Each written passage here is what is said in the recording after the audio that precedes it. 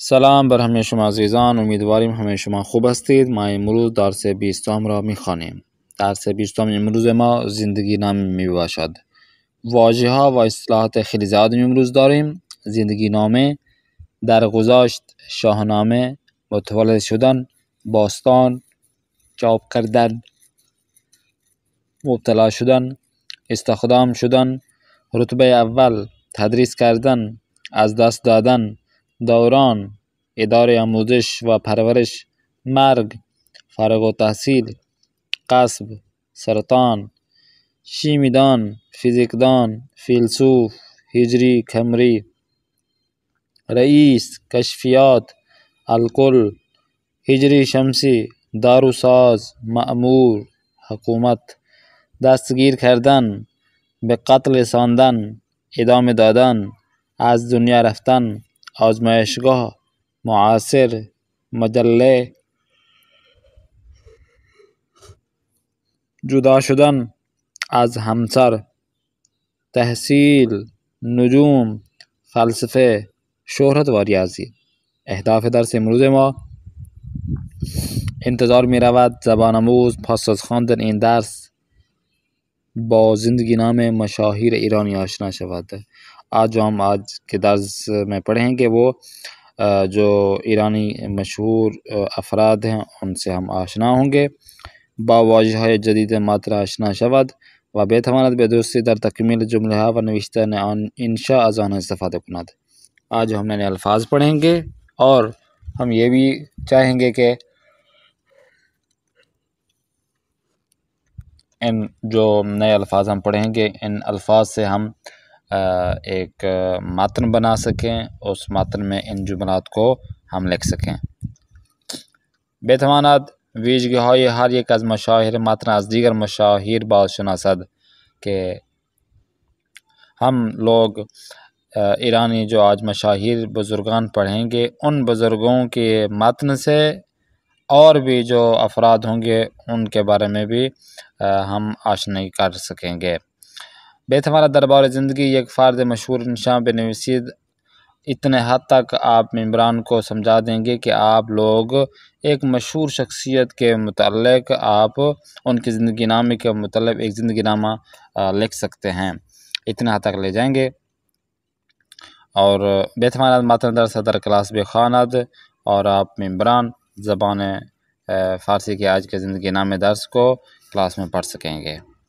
آتے ہیں آج کے کلاس کی جانب.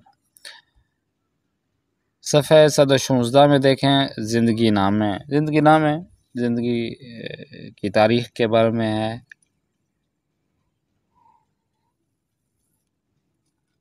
دیکھیں متن زیرا با استفاده از واژه‌های مناسب کامل کنید. سید علی حسینی خامنه‌ای.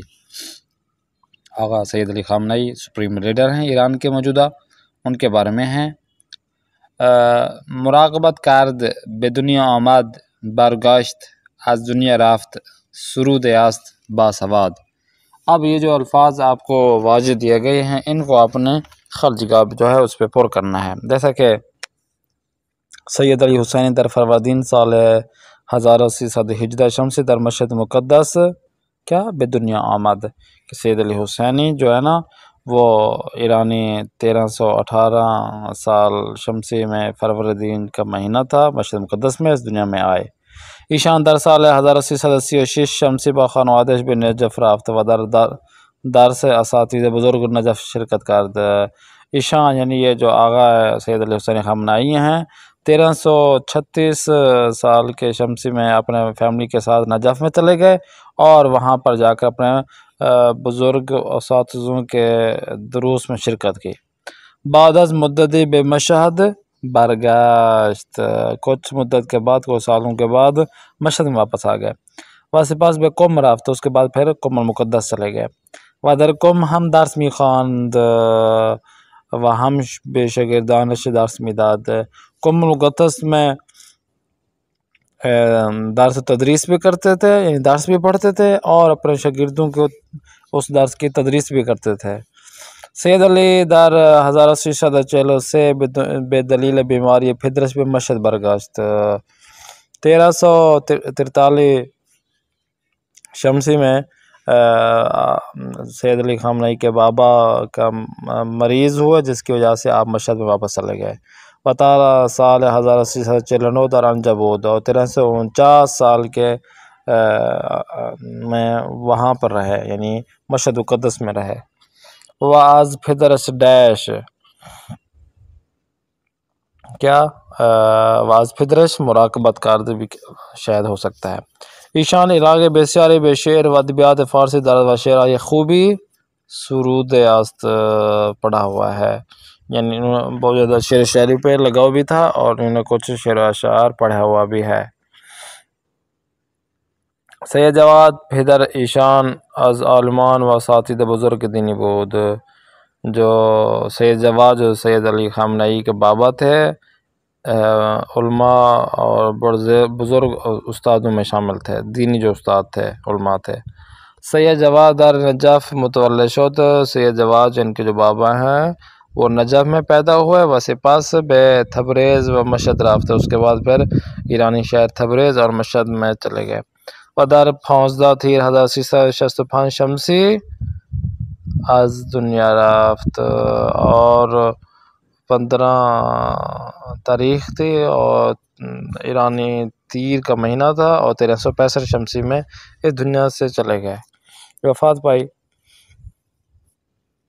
خوب، مادر سید علی ختیجہ میر دامادی بود، مادر سید علی خامنئی ان کی جو ماں تھی وہ میر داماد ختیجہ میر دامادی بود، ان کا نام تھا۔ وہ سال 1290 بے دنیا آمد، ان کی جو ماں ہے وہ 1291 میں اس دنیا میں آئی۔ ایشان خانمی باسواد کتاب خوان و آشنا با آیات قرآن حدیث تاریخ و ادبیات بود۔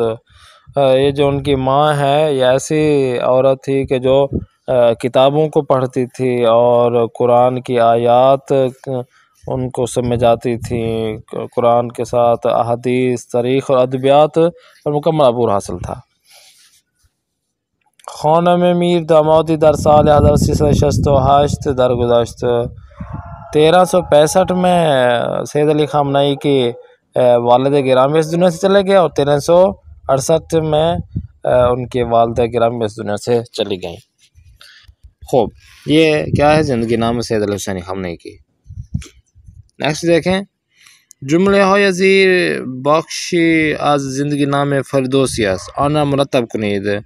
نیچے دیے گئے جو جملے ہیں وہ زندگی نام فردوسی کے ہیں، ہاں جی، تو آپ نے کیا کرنا ہے کہ ان کو آپ نے مرتب کرنا ہے، جملات کو درست کرنا ہے، کہ جیسے کہ ابوالقاسم فردوسی 30 سال بعد زمانی کے فردوسی بیش از 60 سال داشت نوشتن شاہ نامه را تمام کرد، کہ 30 سال بعد کہ فردوسی 60 سال کے تھے کہ شاہ نامے کو ان کا جو کتاب تھی ان کو مکمل کیا۔ یا فردوسی در 87 سال کے در شہر طوس درگذشت، فردوسی 87 سال میں شہر طوس مشہد مقدس میں وفات پا گئے۔ وہ در جوان تصمیمی گرفت کتاب شاہ نامہ را بنویسد، انہوں نے جوانی میں ہی یہ دل میں پختہ ارادہ کر لیا تھا کہ وہ کتاب شاہ نامہ کتاب کو لکھے گا۔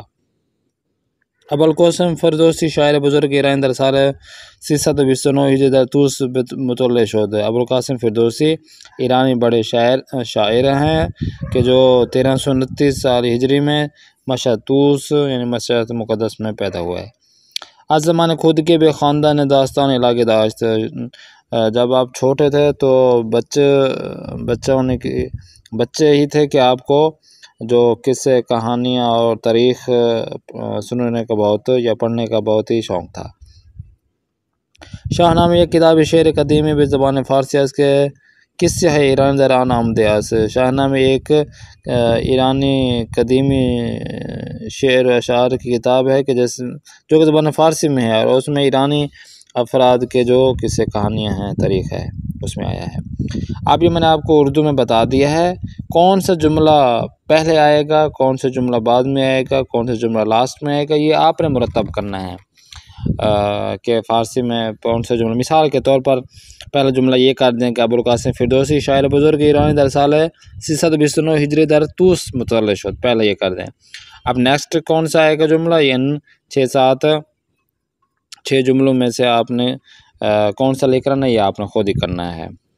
آتے ہیں نیکسٹ پیج کی جانب، صد و حفدہ 117 نمبر پیج پر۔ خواندن جو آپ نے پڑھنا ہے وہ یہ ہے کہ متن ہے زیرہ بھی خنید، نیچے دیے گئے متن کو آپ نے پڑھنا ہے۔ محمد زکریا رازی، محمد بن زکریا رازی فزیکدان فزیشک و فیلسوف بزرگ ایرانی در سال 251 ہجری قمری در شہر ری متولد شد۔ جو محمد بن زکریا رازی ہیں ایرانی بہت بڑے فزکس دان ہیں، فزیشک ڈاکٹر ہیں اور فلسوف ہیں فلسفے کے، جو کہ 251 ہجری قمری میں شہر رے جو تہران کے نزدیک ہے وہاں پہ متولد ہوا، اس دنیا میں آئے۔ او در دوران خود کی و نوجوانی نیز در ہمین شہر زندگی کرد، وہ جوانی میں بھی نوجوانی میں بھی بچگی جب بچے تھے تو اسی شہر میں انہوں نے زندگی گزاری۔ برائے یادگیری علم فزیشکی پہ بغداد رفت، اس کے بعد علم حاصل کرنے کے لیے، علم فزیشکی ڈاکٹر کے طب کی ڈگری حاصل کرنے کے لیے وہ بغداد چلے گئے۔ بعد از آن بے شہر رے برگاہ، اس کے بعد واپس شہر رے آ گئے، و رئیس بیمارستان شد، اور ایک ہاسپٹل کے ہیڈ بن گئے، رئیس یعنی صدر بن گئے۔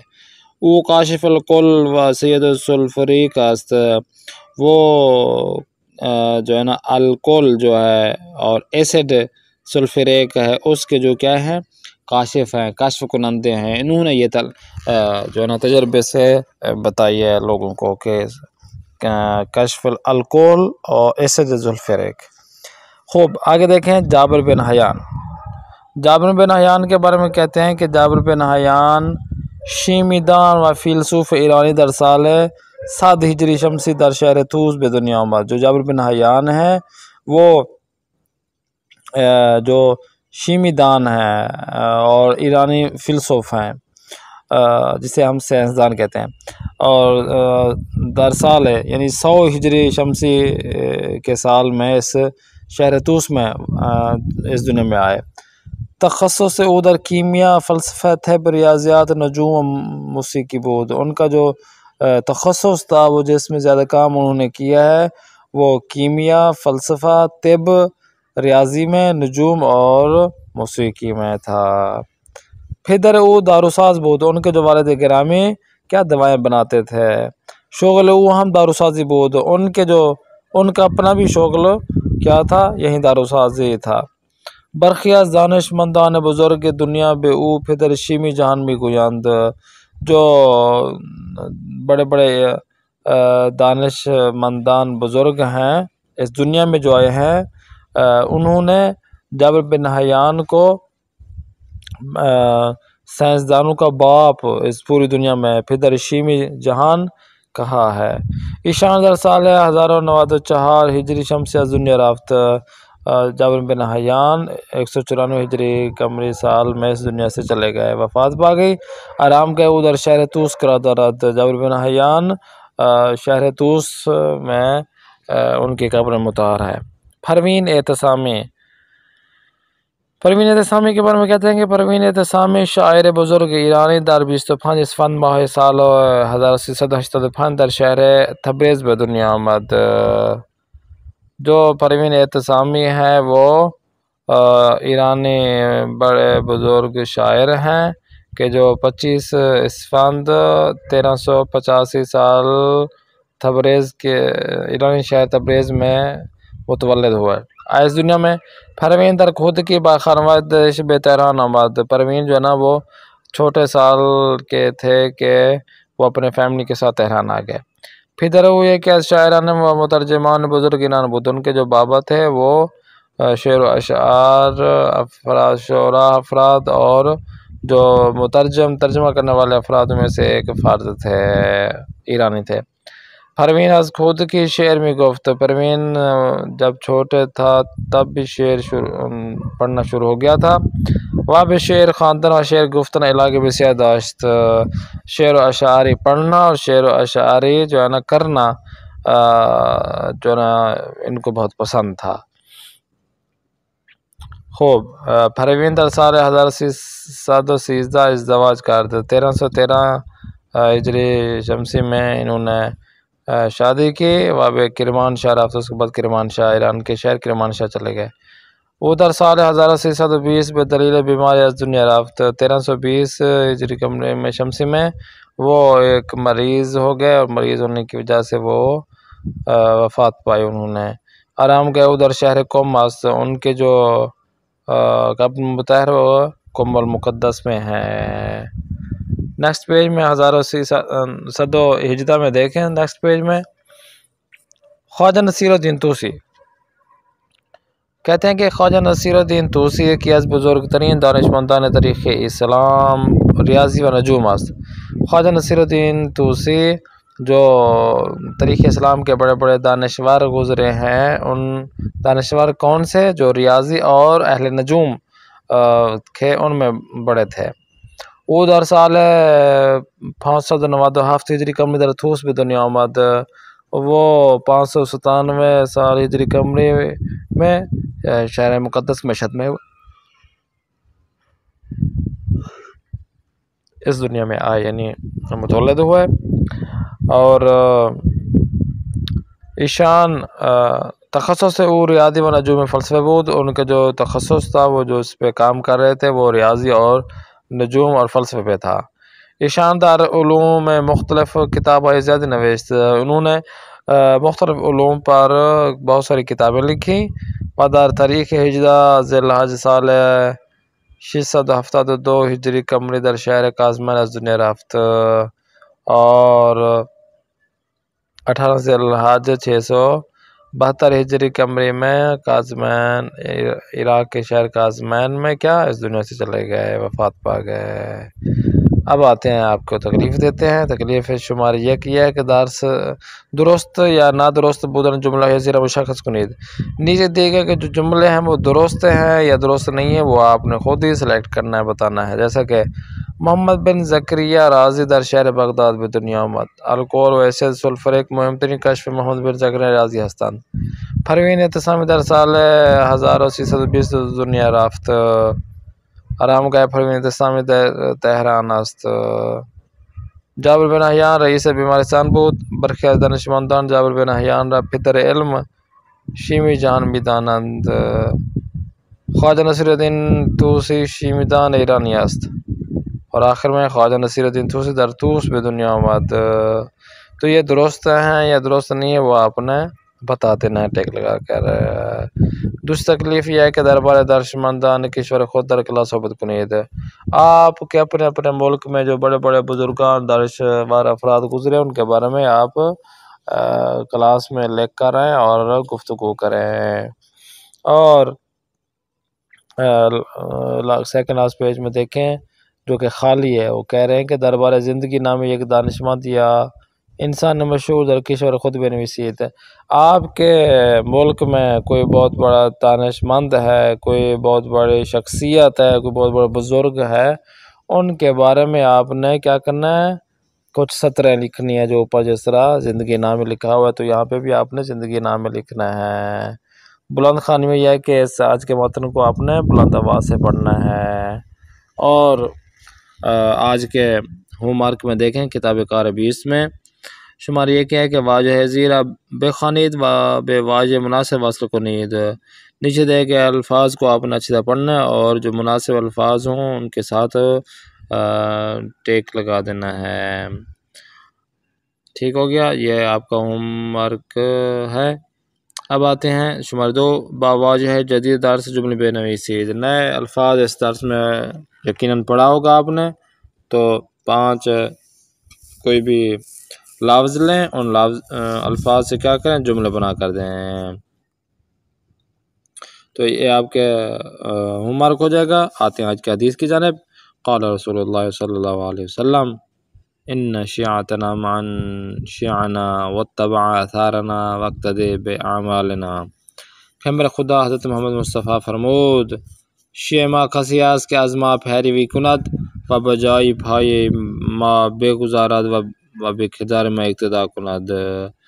رسول اکرم حضرت محمد مصطفیٰ صلی اللہ علیہ وسلم فرماتے ہیں کہ شیعہ ما کسیا، جو ہمارا ماننے والا ہے، شیعہ یعنی ماننے والا، ہمارا ماننے والا شیعہ، ہمارا ماننے والا وہ ہے کہ ازما پیروی کناد، ہم نے جیسا کہا ہے ہماری پیروی کرے، پھا جائے پھائے ماں بے گزارت، اور ہمارے جو ہے نا جوتوں کے جو پاؤں ہیں ان کے اوپر پاؤں رکھے، یعنی جیسا ہم کہیں ویسا کام انجام دیں۔ اچھا جی، بھی کردار میں اقتدا کناد، اور جس طرح ہمارا کردار ہے اسی طرح وہ اقتدا کرے، کردار کو اسی طرح کام انجام دے۔ ہمارے شیعوں کو چاہیے کہ ہماری پیروی کریں، اور ہمارے ایسی پیروی کریں کہ ہمارے قدم کے اوپر آپ کا قدم آ جائے، اور اپنے کردار کے ساتھ اپنے عمل کے ذریعے جو ہے نا اس کام کو مکمل کرنا ہے۔ آتے ہیں آج کے حدیث کے بعد جو آج ہم پڑھنا چاہ رہے ہیں لطیفہ ہے۔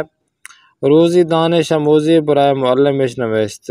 ایک دن کیا ہوا کہ ایک طالب علم، ایک اسٹوڈنٹ نے اپنے استانی معلمش، اپنے استانی کو کچھ لکھا۔ لکھتے ہیں کہ آئے معلم عزیز از تو سپاس گزارم کے بیمان خواندن و نوشتن یاد دادی۔ اب دیکھیں یہ جو جملہ لکھا ہوا ہے آئے معلم، تو اس کا سارا جو ہے نا جو فارسی یہ درست نہیں لکھی ہوئی، لیکن اس نے ایسے لکھا کیونکہ اسے فارسی میں اچھی طرح لکھنا نہیں آتا تھا۔ آئے معلم، میم عین لام میم آتا معلم، لیکن اس نے میم واو لگا دیا۔ اسی طرح باقی بھی یہ عزیز غلط ہے، از تو یہ دو نقطے والی تو ہے یہ غلط ہے، گزارم سپاس گزارم یہ والا غلط ہے، خاندان والا غلط ہے، نوشتن والا غلط ہے۔ تو اس نے جو ہے نا لکھ تو دیا کہ آئے معلم، آئے استاد گرامی، آپ کا بہت شکریہ کہ میرے لیے مجھے جو ہے نا اپنے پڑھنا اور لکھنا کیا یاد ہی دادی کہ آپ نے مجھے پڑھنا اور لکھنا سکھا دیا۔ آپ معلم کے ناراض شدہ بود، صاف ظاہر ہے جو اس کا استاد تھا، استانی تھی، اس نے اس تحریر کو دیکھ کر ناراضگی اختیار کی کہ دیکھو میرا کیسے مذاق اڑا رہا ہے، کہ میں نے کیسے پڑھنا لکھنا سکھایا کہ اس کو لکھنا پڑھنا بھی نہیں آ رہا۔ اب کہتے ہیں کہ معلم آپ ناراض نہ ہوں، اورا بسیار کتک زاد، ہاں معلم کے ناراض شدہ بود اورا بسیار کتک زاد، کہ اس کے جو ہے نا معلم استاد کو پتہ چلا تو وہ اس پر غصہ ہوا اور اسے جو ہے نا تھپڑ ماری ہے۔ دانش آموز گفت، دانش آموز جو اسٹوڈنٹ تھا اس نے کہا، کیا کہا؟ آگے معلم چرا من را میزنی، کہ آگے معلم مجھے کیوں آپ مار رہے ہو؟ معلم گفت، استاد نے کہا کہ تھوڑا کتک زدم تھا بے کسی نہ گوئی من معلم تو ہستم۔ استاد نے کہا کہ میں نے تجھے مارا ہی اس وجہ سے کہ تاب کسی نہ گوئی، کہ کسی کو آپ نہ بولیں کہ من معلم تو ہستم، کہ میں تیرا استاد ہوں۔ میں نے مارا ہی اس وجہ سے کہ آپ کی ہینڈ رائٹنگ دیکھو کیسے رائٹنگ ہے، کیسے آپ نے لکھا ہوا ہے، تو میں نے مارا ایسے کہ اندر سے آپ کسی کو یہ نہ بول سکیں کہ میرا استاد کون ہے۔ تو امید کرتے ہیں آپ کو کلاس پسند آ رہی ہوگی۔ نیکسٹ کلاس میں پھر ملاقات کرتے ہیں۔ اپنے میزبان قاری محمد آصف عثمانی کو دیں اجازت۔ خدا نگہدار ہے۔